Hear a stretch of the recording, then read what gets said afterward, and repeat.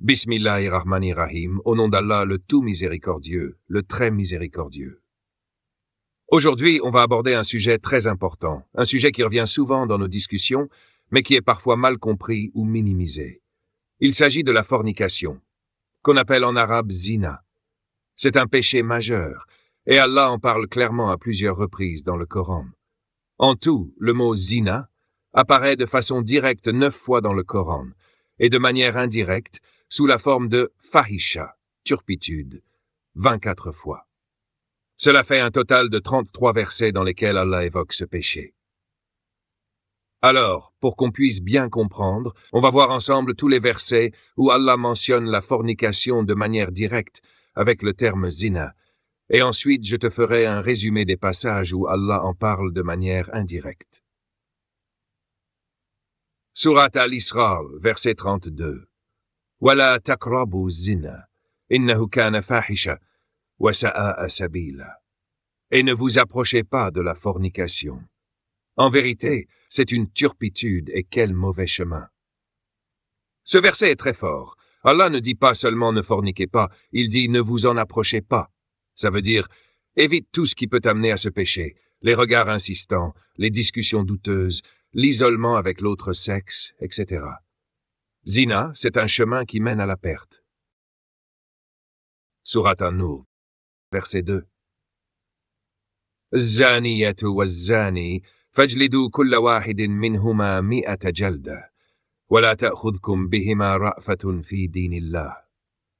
La fornicatrice et le fornicateur, fouettez chacun d'eux de 100 coups de fouet, et que la compassion ne vous retienne pas dans la religion d'Allah. Ce verset établit clairement une punition lourde pour celui ou celle qui tombe dans la fornication, à condition que les preuves soient établies. Cela montre la gravité de cet acte aux yeux d'Allah. Surat An-Nur, verset 3. الزاني لا ينكح إلا زانية أو مشركة والزانية لا ينكحها إلا زان أو مشرك وحرم ذلك على المؤمنين. Le fornicateur n'épouse qu'une fornicatrice ou une associatrice, et la fornicatrice n'est épousée que par un fornicateur ou un associateur. Cela est interdit aux croyants. Ce verset nous montre que la fornication brise la dignité du croyant.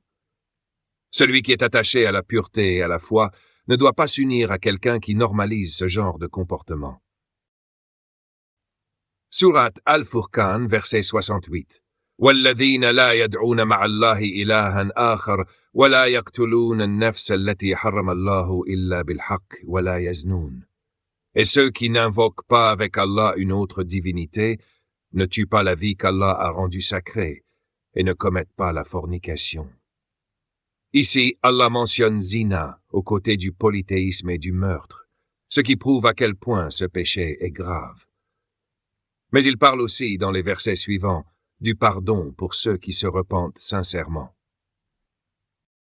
اللاتي يأتين الفاحشة من نسائكم فاستشهدوا عليهن 4 منكم. Celles de vos femmes qui commettent une turpitude, faites témoigner à leur encontre 4 parmi vous.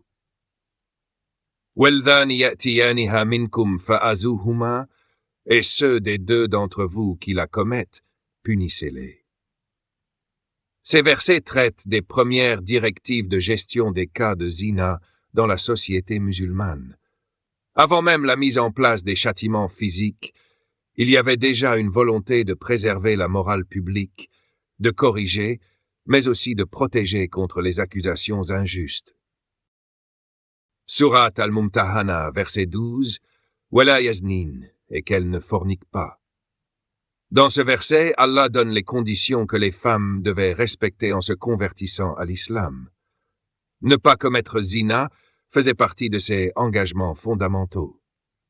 Cela montre que l'abandon de la fornication est un critère de sincérité dans la foi.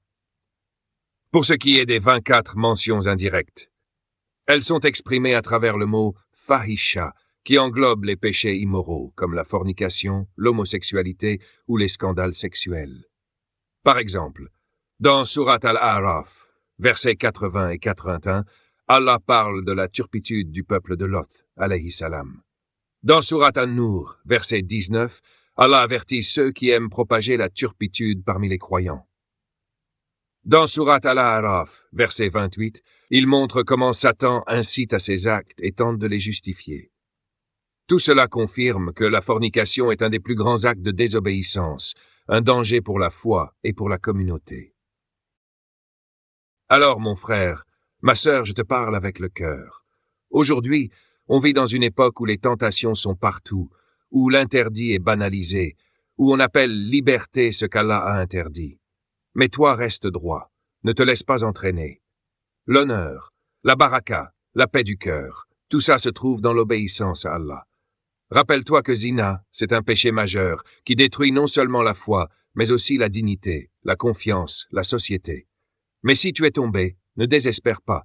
Reviens à Allah, demande pardon et reconstruis-toi. Allah accepte le repentir de celui qui revient sincèrement. Qu'Allah nous protège tous de ce mal, qu'il purifie nos cœurs et nos actes, et qu'il nous aide à rester chastes et fidèles jusqu'à la fin. Si tu veux continuer à apprendre ce qu'Allah nous enseigne dans le Coran avec des explications simples, sincères et profondes, alors abonne-toi à cette chaîne.